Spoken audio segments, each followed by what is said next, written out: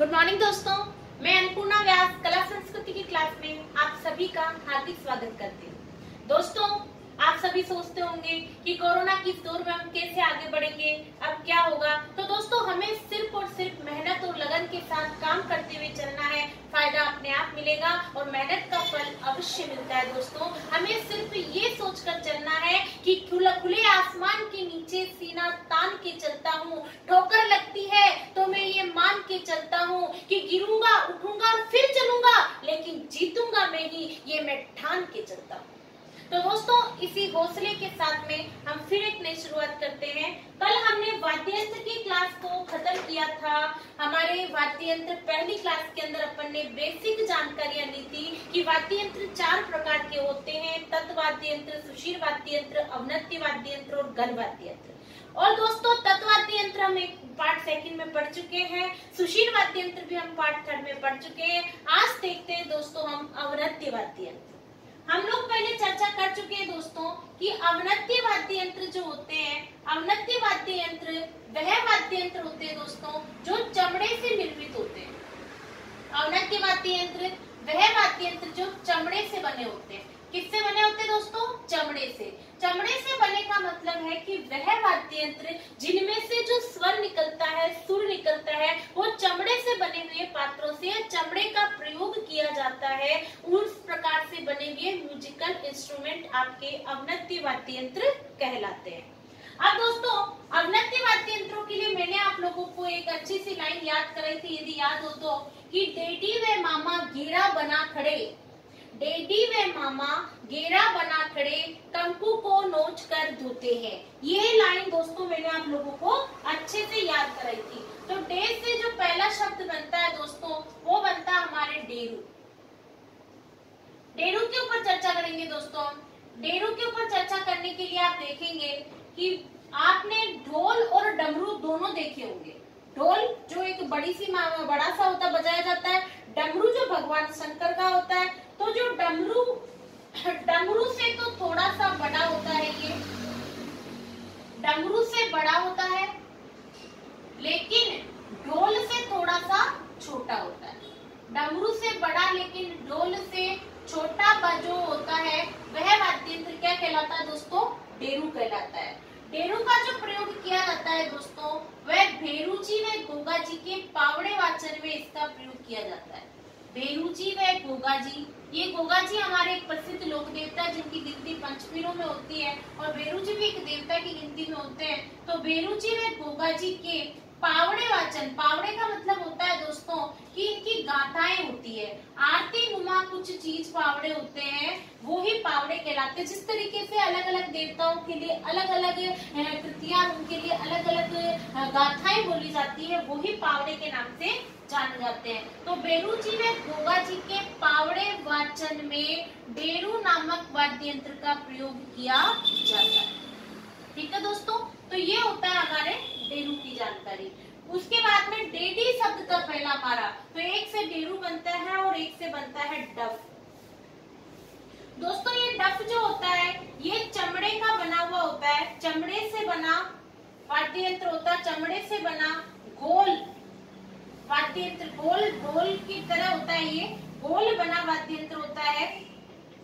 ये डफ जो होता है, ये शेखावाटी क्षेत्र के अंदर सबसे ज्यादा बजाया जाता है, शेखावाटी क्षेत्र में बजाया जाता है दोस्तों। इसीलिए ये शेखावाटी क्षेत्र का एक प्रसिद्ध नृत्य भी गिना जाता है। शेखावाटी क्षेत्र के नृत्य जब दोस्तों हम पढ़ेंगे तब भी इसका नाम पढ़ेंगे। शेखावाटी क्षेत्र में प्रसिद्ध नृत्य है ये, जो कि आपके डफ नृत्य के नाम से जाना जाता है। क्योंकि इसे डफ नृत्य क्यों कहते हैं दोस्तों? क्योंकि इसमें डफ नामक वाद्य यंत्र बजाने का प्रयोग किया जाता है। तो दोस्तों, डे से बनता डेरू यानी डमरू से बड़ा, डोल से छोटा, इसमें बेरू जी व गोगा जी के पावड़े वाचन में इसका प्रयोग किया जाता है। उसके बाद में डफ होता है दोस्तों, चमड़े से बना एक गोल वाद्य यंत्र होता है, जो कि शेखावाटी क्षेत्र का बहुत ही प्रसिद्ध माना जाता है। ठीक है दोस्तों, तो डेडी के बाद में देखेंगे डेडी व मामा।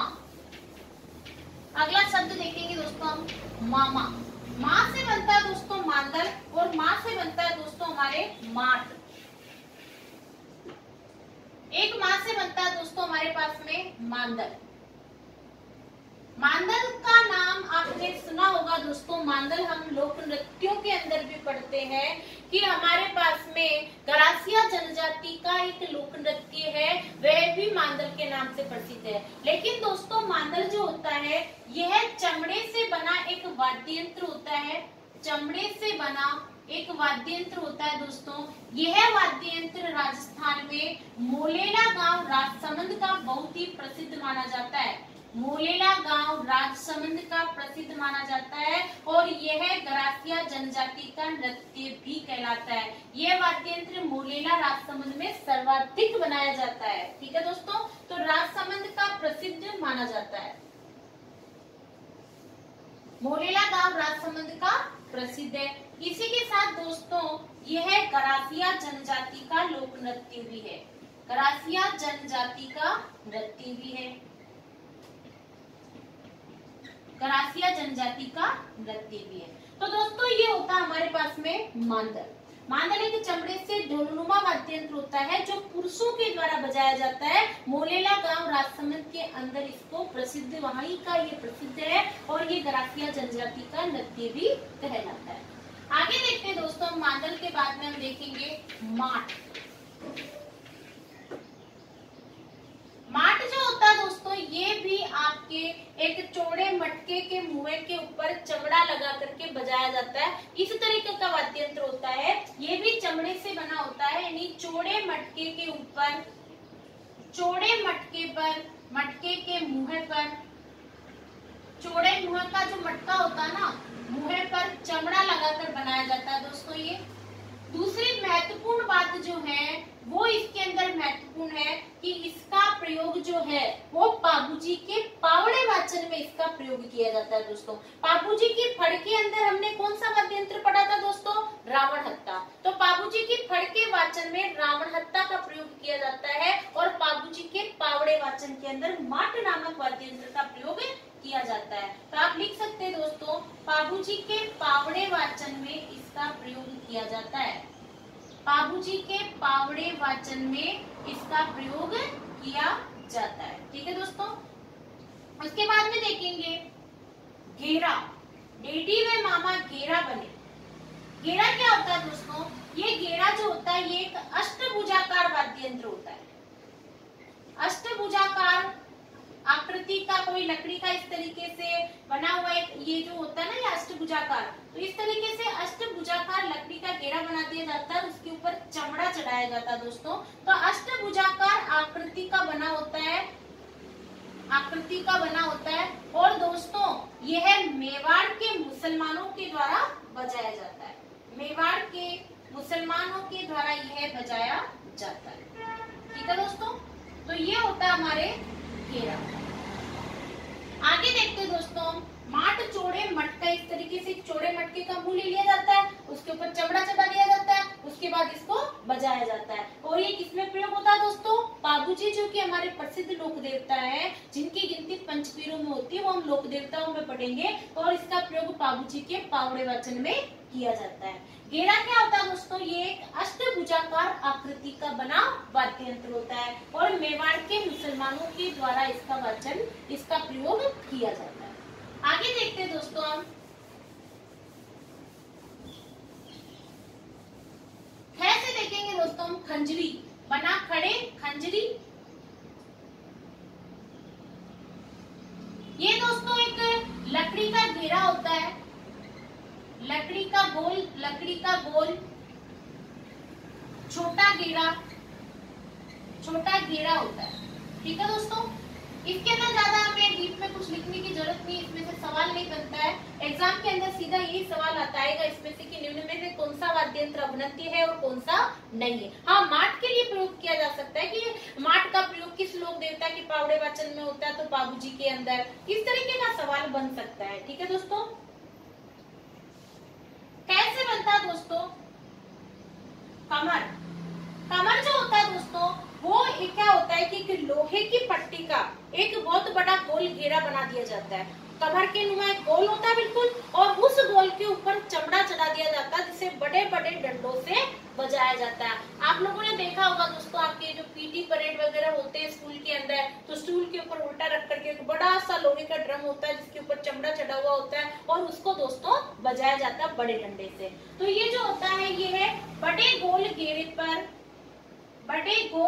पर चमड़ा चढ़ाकर बनाया जाता है। बड़े गोल घेरे पर चमड़ा चढ़ाकर बनाया जाता है। इसके ऊपर में से भी कोई एग्जाम में क्वेश्चन नहीं बनता दोस्तों, केवल यही ध्यान रखना है कि कमर कौन सा वाद्य यंत्र है, वो है हमारा अवनत्य वाद्य यंत्र। चमड़ा चढ़ाकर बनाया जाता है। ठीक है दोस्तों, इसके बाद में देखते हैं अपन कुंडी। ये जो कुंडी होती है दोस्तों, ये सिरोही की प्रसिद्ध है।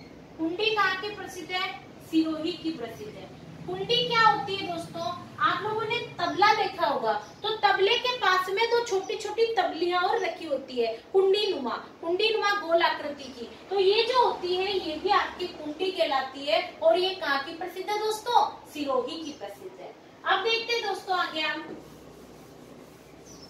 नो से नौबत, नोच कर, तो नो से हमारा बनता है नौबत। ये जो नौबत जो होता है ना दोस्तों, ये है नौबत आपके, इसकी आवाज अत्यंत ही गंभीर होती है। सबसे बड़ी बात, इसकी आवाज अत्यंत गंभीर होती है। दूसरी बात दोस्तों, ये है आपके नौबत जो होती है, ये है मंदिर व युद्ध क्षेत्रों के बाहर,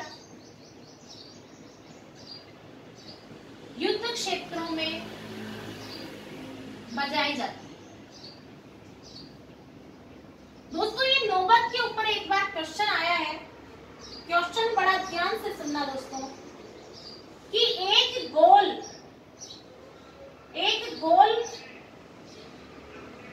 कुंडी के आकार का बना डोल जिसे रस्सियों से बांध दिया जाता है और जिसके ऊपर चमड़ा चढ़ाया जाता है, वो इस तरीके से रखा। सुपारी के आकार का डोल, आपने सुपारी देखी है ना दोस्तों, ठीक है, तो सुपारी के आकार का एक डोल होता है और जिसे चमड़ा चढ़ा करके बनाया जाता है। नीचे से इस तरीके से होता है दोस्तों वो, ठीक है, और इसके ऊपर लकड़ियां, ये आपकी जो रस्सियां होती है ना, वो इस लकड़ी के घेरे के ऊपर बंधी हुई होती है और इस ढोल को बजाया जाता है। तो ये आपका क्या कहलाता है दोस्तों? नौबत। ये आपके सवाल पूछा गया एग्जाम में कि अगर सुपारी के आकार का डोल जिसको रस्सियों से टाइट बांधा जाता है और उससे ऊपर चमड़ा चढ़ाकर बजाया जाता है, कहलाता है, वो कहलाता है दोस्तों आपके नौबत। ठीक है, तो नौबत की आवाज अत्यंत गंभीर होती है। राजमहलों के बाहर भी बजाया जाता है, ये युद्ध क्षेत्रों में और मंदिरों में भी बजाया जाता है, गाना भी चलता है इसके ऊपर, डिगी पुरी राजा बाजे छे नौबत। ठीक है दोस्तों, तो ये होता है आपके नौबत। आगे देखते दोस्तों हम चंग।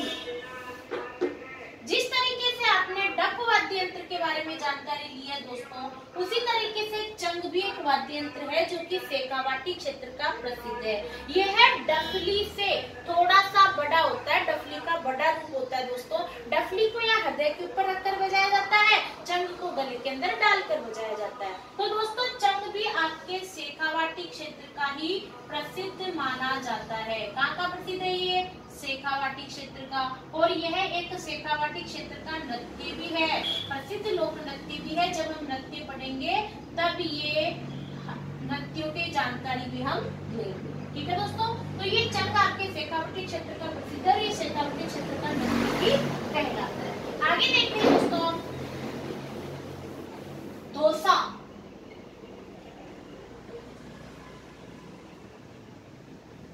यह है दोस्तों आपके लकड़ी के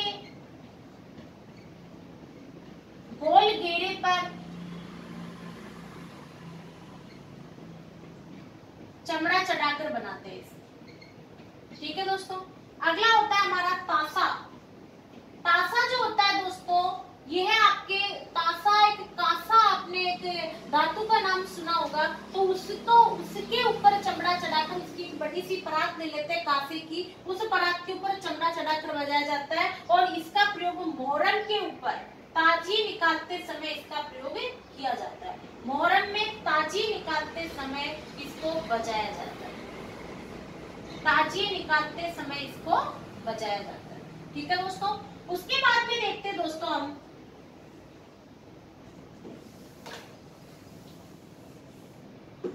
उसके बाद में आता है आपके धोसा और तासा धोते हैं। इसके बाद में कुछ प्रमुख वाद्य यंत्रों के ऊपर चर्चा करेंगे जिसका नाम है, जो कि एग्जाम में पूछा गया है, दमामा और टामक।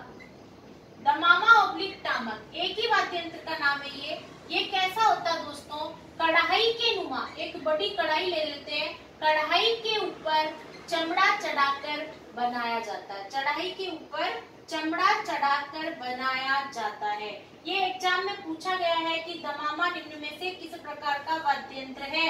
ये है आपके अवनत्य वाद्य यंत्र, चमड़ा चढ़ाकर बनाया जाता है। कौन सा वाद्य यंत्र कहलाता है दोस्तों, ये आपके दमामा और टामक।